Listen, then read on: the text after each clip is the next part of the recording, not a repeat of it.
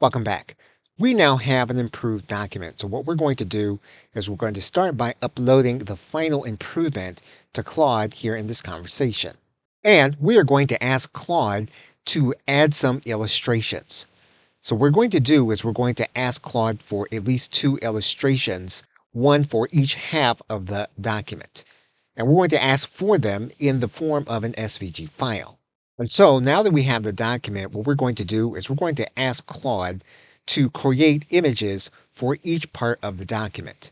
Now in this case, what we've done is we've divided the document in half, and we've asked Claude to give us some kind of SVG image that will allow us to explain the content better. And actually what we're going to do is we're going to ask for a relevant image for each section. We're going to ask that the chatbot, for this case, would not create a flowchart for that image and would not create a mind map. Now that we have done that, we are now going to click enter. And our query was not exactly correct. So we're going to iterate with the chatbot and we're going to request that each statement be converted to an SVG file. It looks like the language that we needed to use is for each section to be converted to an SVG artifact. So that is actually what Claude is now going to do, is it's going to convert each of our section statements into an SVG artifact.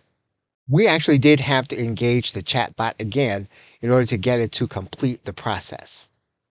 So Claude is now giving us an SVG for each section of our document. So what we now have is we now have an SVG in order to illustrate each element for our document. Okay, so with that, thanks, and I will see you in another video.